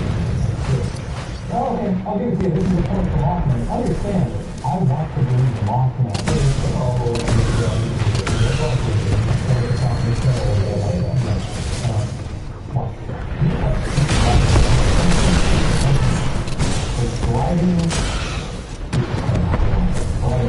Eventually, the couples of Deputy William Halstead figured out the exciting area where they first Keep going, Ps4. saw We're winning strange this thing. shadows and an unexplained dust cloud. Was also found in the same line. It was found that it was pretty for shock following the events. He reportedly experienced unknown downfall of several visits by the many bodies who would intimidate her. Yeah. Close to the time you leave your back. Pretty good, I hear that? Yeah, You made a cameo in this movie. nothing to say about it. That's it, huh? The morning after the Mothman sighting, Superintendent Chief George Johnson held a press conference, and from there, the story started trending in local and national news. The people discussed Mothman by the press, inspired by the Batman series. People actually got me to play Batman. I read a report where guys who did Batman on the movie was looking in the sky. But I will say, if I was a kid, Way to get and I stuff saw done. what I thought was Batman on my movie, I wouldn't even be scared. I would probably go to the house. Yeah. Batman, you're like a favorite superhero. It's made beautiful in the daytime, but when it falls in the comics, and then that's when the doors come out. That's when the Mothman will come out. And it won't happen. Sightings of the Mothman began to pile up. Police estimated that over 1,000 people were looking for the Mothman each night until midnight. And tonight, history, as it so often does, will repeat itself as we attempt to find the creature ourselves. Stop their retreat. I can't really believe that there's a Mothman. I'm not so sure I'm sold on the Mothman as really are, but I will say, we're in the area where the inside part of the house is like the Mothman is right here. Titanfall almost ready. Hang in there. Marcella Bennett, her 3-year-old daughter, her brother Raymond, and her brother's wife encountered the Mothman while visiting family and friends. Marcella explained in an interview with researcher and author Andy Colvin, quote, "He was shaped like a male, the huge wings, the way he was standing, the head like a bird. I'll never forget the way he was standing. It was like he was just relaxing, like he was just waiting for that moment for me to walk up. The neck looked like it went down, way down in the neck. To me, it wasn't of this world," end quote. Like Linda Scarberry, Marcella suffered side effects after the incident, including anxiety, paranoia, and nightmares. If I'm the Mothman, and I am not, I don't think anyone was saying that. I'm not going to make people feel paranoid and afraid. I'm going to make them think, yeah, I love that Mothman. I'm going to walk out into the woods naked and serve myself up to the Mothman so he can have a little feast. Assuming the Mothman beats people. I mean, I don't know if that's what his game is, but all I'm saying is that what you need to gather from this is that he has an effect on people's psyche. This Mothman's a complicated character. What does he sound like? What does He sounds like the Blood Bird. Blackie Spookster. Come on. The Winged Wretch. Did I ever say that? It's just says fright terror. You know, just call him Batman. Why is that hard? After encountering the Mothman, Marcella Bennett also said that she could often feel Mothman's unnerving presence and, like other witnesses, developed the ability to have premonitions and psychic visions. This is vaguely what I remember about that stupid Richard Gere movie. Forget about the Richard Gere movie for a second. I will never. And just think about this. The Mothman is apparently he affects people's psyche in a way where they start to wig out of it. And paranormal events follow this thing. So it makes you start to wonder what the hell this thing actually is. It may not be autistic. It may be, I don't know, real thing. Linda Scarberry, the witness from the first Mothman encounter, claimed to hear disembodied noises and see items moving by themselves, which she attributed to a poltergeist. Simultaneously, other strange phenomena occurred around the time of the sightings. Interrupted police dispatches, malfunctioning electrical appliances, doors mysteriously opening and shutting, an increase in UFO sightings, and malfunctioning cars with no apparent explanation. Seems like they're just kind of lumping it all in, though, right? Or if he is an interdimensional being, he would obviously bring with him maybe chaos. If you're an interdimensional being, you can make a scene like this. If you can jump between dimensions, why not fuck around a little bit? Oh, he can jump back and forth? Yeah, kind of like a Cheshire Cat. Or Q from Star Trek. Or Rick and Morty. If you can jump between dimensions, why wouldn't you have a little fun? It's not having any effect on your dimension. I'm coming around with this guy now. This guy kind of cracks me up. He's in the case somewhere he has like a local antenna set up, just watching the news. Doors open and closed in the neighborhood. UFO sightings. He's sitting there, he's loving it. He's throwing popcorn? Holy shit, you're getting red faces. Oh my god. I thought I was going to give you the high one. Okay. So right now, I think we're about to come up on one of those hidden igloos. The ones that hold explosives back in the day. What kind of explosives did they hold in? TNT. Aren't you excited to go into one of these little bunkers? It's a World War II bunker. That is pretty neat. How much action did Ohio see in World War II? Oh my. Okay, well. Is all good? An echo? Is it? Oh, it's very icy. Yeah. Hello? Oh, it's slippery. I can see you losing your mind in here. What's this string right here? I'm not gonna pull it. No, we're gonna pull it. You pull it. What is it? Trap? What, like a Mothman sitting in there going, just rubbing his palms together, hoping that he pulls a little string? I was thinking like a grocery bag full of shit. Oh, like he's kept the house there for long, you know. Hold something. I'll hold your flashlight. I have the camera on one hand. Pretty confident there's no heat signatures in here. Oh god, I'm actually scared. It's just a sound. That's where we die. Skipping forward to modern times, in 2016, a man who would not provide his name claimed to have taken a photo of Mothman in West Virginia. The photo shows a two-legged, winged creature flying over the trees. However, most do not believe this is Mothman. I'm not terribly impressed. That could just as easily be like a hawk. I don't think it's a hawk. I don't think it's an owl. I do think it's a hoax. What year was it? 2016. Shot! I gotta hand it to you. These are some woods. Yeah. Look at this. You know what this is? This is a giant nest. I think we're in the moth nest. Man, if we just saw a silhouette fly over our heads right now. Oh, that'd be thrilling. Alright, I'm scanning the trees right now. I guess that's what you would do, right? Is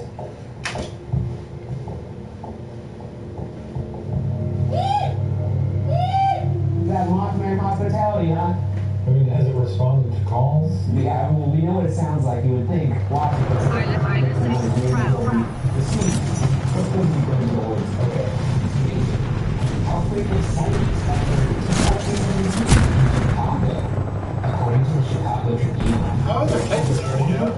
That's good. April 7th, 2017, and July 29th, 2019. Reports that the sightings are almost always at night and near a body of water. For those who don't believe, some have offered alternative explanations for Mothman sightings. Some believe that Mothman witnesses have seen sentinel crane, a secret bird that can have a wingspan of 10 feet. Though, a sentinel crane had never been officially spotted in West Virginia at the time. Although, some unofficial reports have been made. That's a good lot. Sentinel cranes? There's a lot in the Did it sound like a little bit awesome? It sounds kind of like, maybe sentinel cranes are what people in Chicago saw. But there's none of them in Virginia, I think. It's a fascinating bird. I'm going to own one someday. Wow, that was fucking awesome. You almost got your heights. Keep fighting. Hear red and hit with light from a flashlight or car at night. The McClintock Wildlife Management Area, which surrounds the TNT area, is a bird sanctuary that contains owls. Owls aren't that big. Now, I can see someone maybe mistaking an owl for something else and seeing an owl as being, One thing I will point out, and I don't know if this is confirmed, but I've seen it in a couple sources, that Linda Strawberry, when she saw the Mothman, she was saying that I know the way when she shined the light. it would make sense. Either way, he also did say that they chased them in their car, so pretty sure it's coming. Pilot, your Titan's ready. Call it in any time. Copy that. Stand by for Titanfall. To cut back this investigate.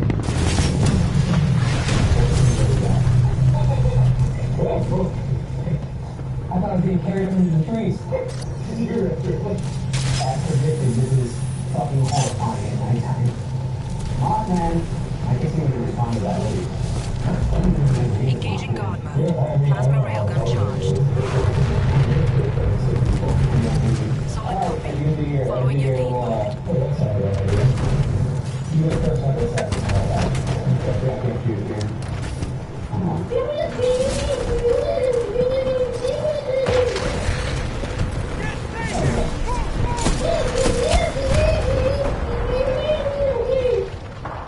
That's what we're being played quickly. I guess. Here we go.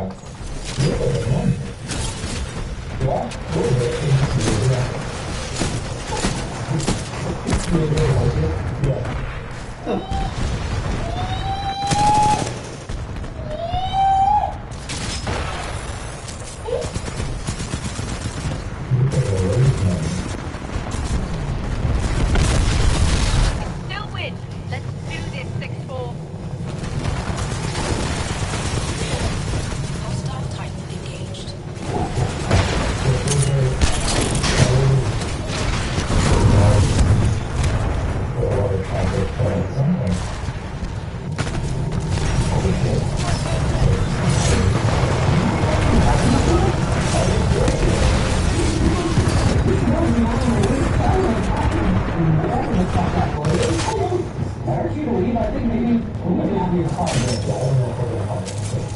I don't want to be in the mountains. That's not how I want to picture that at all.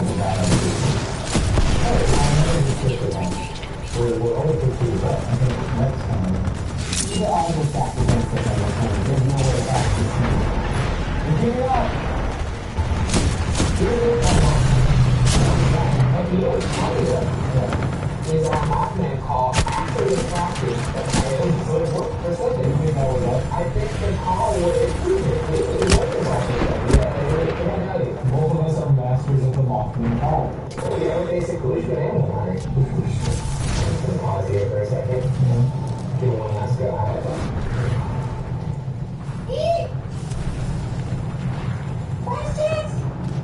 I think you offended the Mothman.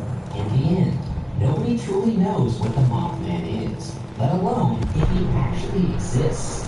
Some have suggested that Mothman could be of demonic or angelic origin. Others believe that Mothman could actually be an extraterrestrial connecting Mothman with bright lights seen in the sky.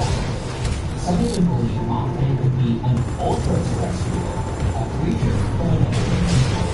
As for me, I'm not quite sure what I believe, but I do find the religious popular science to be curious for something that is not real. Nonetheless, as our efforts have proved today, the existence of Mothman continues to elude us and will remain.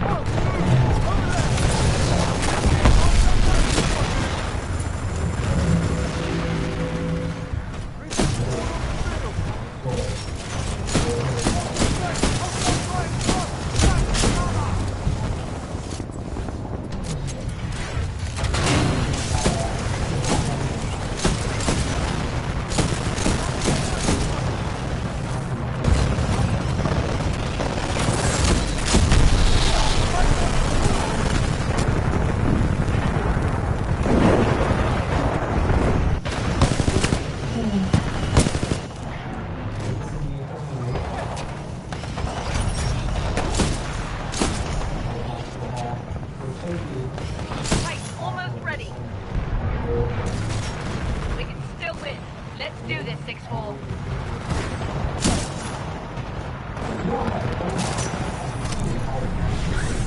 Titan ready. Call it any time, pilot. Copy that. Stand by for Titanfall.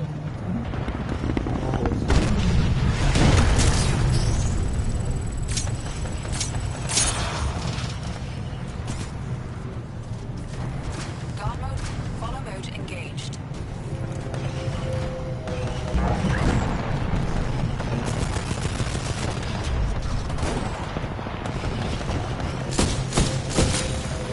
Hostile ground unit detected. Acquiring target.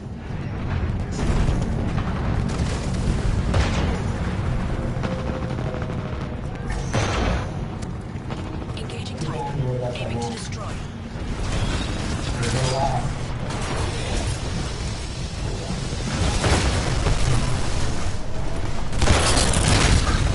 Get out there, 6-4. We'll get them on the next one.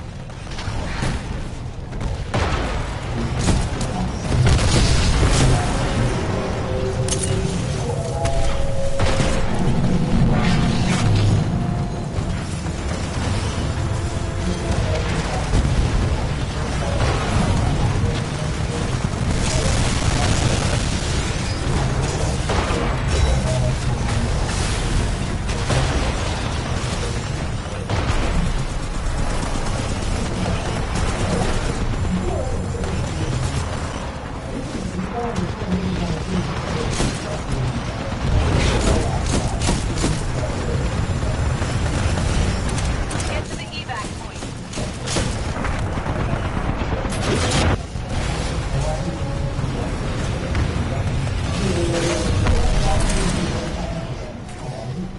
Here's what's gonna happen. I'm gonna do a play-by-play for us to actually know what happened. We're gonna go into a room. We're gonna do EVP messages. Just gonna sign for about 2 minutes. You're gonna get bored. You're gonna go, fuck it. Hey, cover my head off. You're gonna say something like that, and then really get stupid, right? That's gonna happen. Great. We'll see. Having existed for nearly 2 centuries, the massive 53,000 square foot Rolling Hills Asylum officially opened on January 1st, 1827. Rolling Hills Asylum was originally called